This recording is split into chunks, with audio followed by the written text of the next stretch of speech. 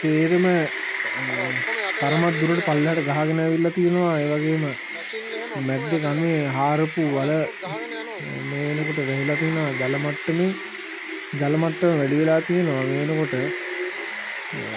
2026 8 වෙනි මාසේ පළවෙනිදාට එළිවෙන්න ගහපු මහා වර්ෂාවෙන් උන්න යකා පාලමේ පෙරගෙන යකා පාලමේ තත්ත්වය තමයි ඔයගොල්ලන්ට මේ දැක බලා ගන්න පුළුවන්.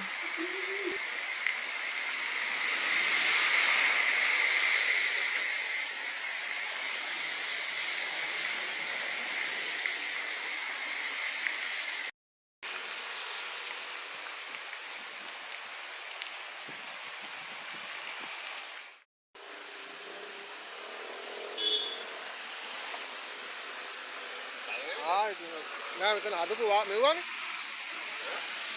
අර මැද කණුවේ හදපු මේ මැෂින් එක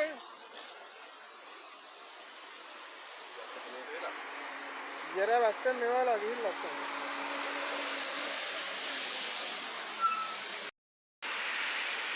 වැස්සෙන් මෙවා වුණා ඔක්කොම ඉතර හිතුවේ නෑ විතර වැස්සක් කොයි හා ඔව් ඊයේ රෑ ඉඳන් වැස්සන්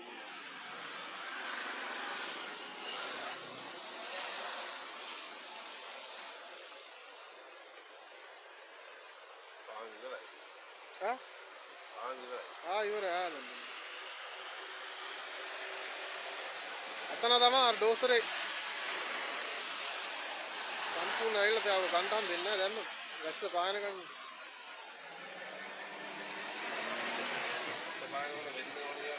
වෙලා ඉවරයි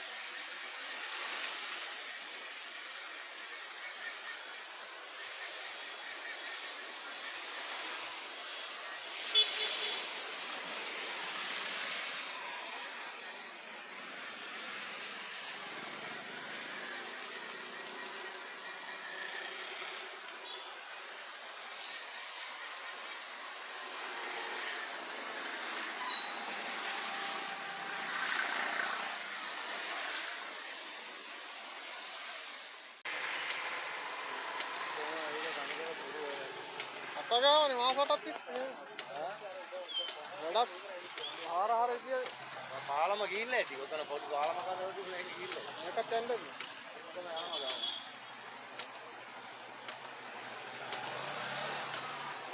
මැෂින් එකක් ගලව තව ටිකක් ගලව ඕක යනවා දෙන්න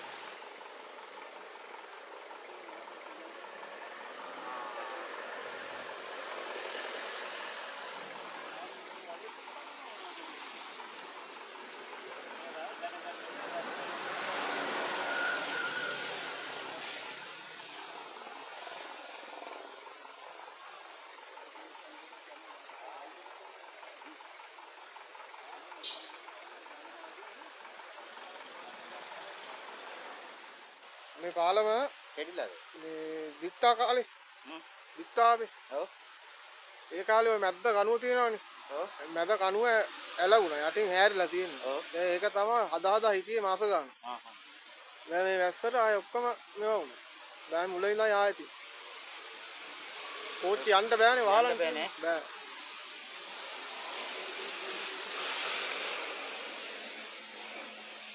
කෝච්චිය පුත්තලම් පැත්තේ එහෙම යන්නේ නැද්ද? පුත්තලම් පැත්ත මෙහෙ නුවරට කොහොමවත් වැඩ නැහැ බදුල්ල මේක මේ කොළඹ ඉඳන් එන කෝච්චිනේ. කොළඹ බදුල්ල ඒ සයිඩ් එකෙන් නුවරට යන පාලම නෙමෙයි. නුවරින් කටුගස්තොට පැත්තේ මාතලේ එහෙන් තමයි අනිත් පැත්තට යන්නේ.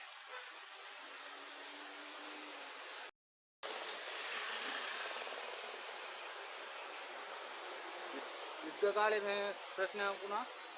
යුද්ධ කාලේද ඔයා කියන්නේ?